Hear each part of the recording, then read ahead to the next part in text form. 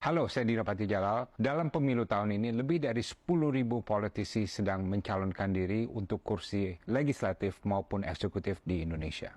Baik para politisi maupun pemilih tentunya memerlukan inspirasi dan tauladan. Dalam video ini, saya ingin menampilkan 3 negarawan Indonesia yang inspiratif sebagai bahan inspirasi baik bagi politisi maupun pemilih. Profil pertama, Muhammad Hatta, proklamator kemerdekaan Indonesia. Sebagai wakil presiden Indonesia yang pertama, Bung Hatta adalah bagian dari Dwi Tunggal Soekarno-Hatta yang berkuasa sejak awal berdirinya Republik Indonesia. Namun di puncak kekuasaannya, saya ulangi di puncak kekuasaannya, Bung Hatta secara sukarela dan tanpa diduga siapapun mengajukan pengunduran dirinya sebagai wakil presiden Indonesia. Bung Hatta waktu itu merasa tidak cocok dengan Presiden Soekarno dan melihat perkembangan politik Indonesia itu sudah tidak sesuai dengan pendiriannya, prinsipnya, dan nuraninya. Pada awalnya, permohonan Bung Hatta untuk mengundurkan diri ditolak oleh parlemen waktu itu. Namun Bung Hatta tetap bersikeras dan akhirnya permohonannya dikabulkan oleh parlemen. Setelah melepaskan kekuasaan, Bung Hatta tetap menghormati Bung Karno sampai akhir hayatnya. Termasuk ketika Bung Karno banyak dihujat setelah tragedi G30S PKI. Pelajaran dari Bung Hatta, jangan menggadaikan diri untuk kekuasaan. Di puncak kejayaannya, Bung Hatta justru memilih untuk secara sukarela melepaskan kekuasaannya daripada mengingkari prinsip dan nuraninya. Profil kedua adalah Profesor Emil Salim. Dalam acara Indonesia Net Zero Summit tahun 2023, Komunitas Lingkungan Hidup di Indonesia merencanakan untuk memberikan Lifetime Achievement Award kepada Profesor Emil Salim.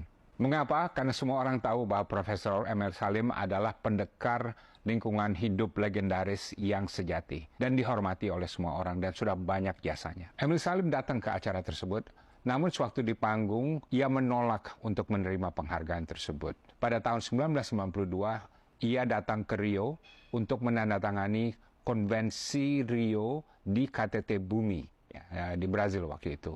Namun semenjak itu ia merasa bahwa pemerintah gagal untuk melaksanakan kewajibannya dalam Konvensi Rio. Dan dia juga mengatakan pemerintah-pemerintah dunia lainnya juga gagal melaksanakan Konvensi Rio. Jadi ia merasa sama sekali tidak berhak untuk menerima penghargaan tersebut.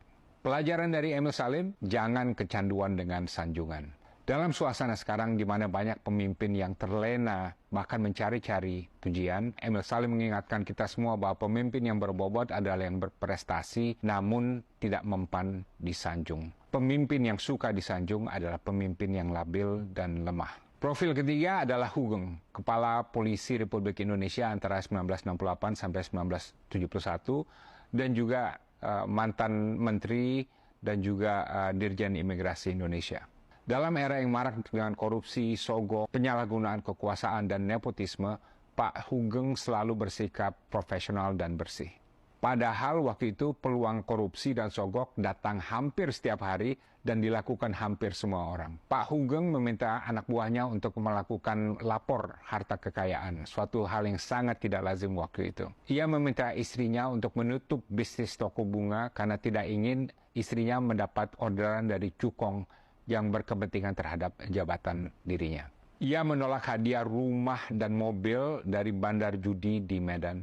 Ia juga melarang anak-anaknya untuk menikmati fasilitas negara dalam bentuk apapun dan melarang mereka juga untuk menerima hadiah dari cukong, padahal itu merupakan praktek yang lazim berlaku pada waktu itu untuk anak-anak pejabat. Ketika menjadi menteri, Pak Hugeng sempat menolak tawaran dari Presiden Soekarno untuk mempercepat izin masuk barang impor untuk pembangunan rumah pribadinya. Ya.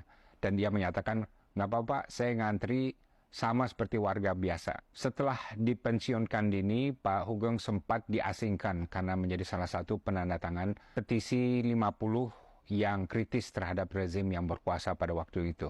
Namun ia tetap tegar dan hidup tenang, dan falsafat hidupnya adalah baik untuk menjadi orang penting, tapi lebih penting untuk menjadi orang baik. Pelajaran dari Hugeng, disiplin dan integritas dalam mengemban amanah kekuasaan. Jangan menjadikan kekuasaan dan hukum sebagai komoditas untuk memperkaya diri. Antara Bung Hatta, Emil Salim, dan Pak Hugeng ada beberapa kesamaan. Mereka semua masuk ke ruang publik untuk memberikan pengabdian total untuk negara dan rakyat. Mereka semua menekankan integritas dalam melaksanakan kekuasaan. Mereka konsekuen terhadap nurani masing-masing. Dan karenanya nama mereka hidup abadi dalam tinta emas dalam sejarah Republik Indonesia. Mereka semua juga tidak silau kekuasaan. Kekuasaan tidak mengubah jati diri mereka. Dalil power corrupts, absolute power corrupts, absolutely tidak berlaku bagi mereka. Mereka semua juga tidak kaya dan semuanya hidup sederhana.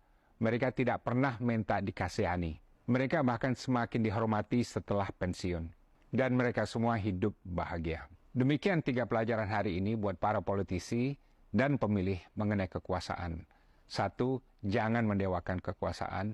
2, jangan gila sanjungan. 3, jangan jadikan hukum sebagai komoditi untuk memperkaya diri. Terima kasih. Kalau Anda ada komentar, silakan tulis di kolom komentar dan saya dengan senang hati akan membacanya.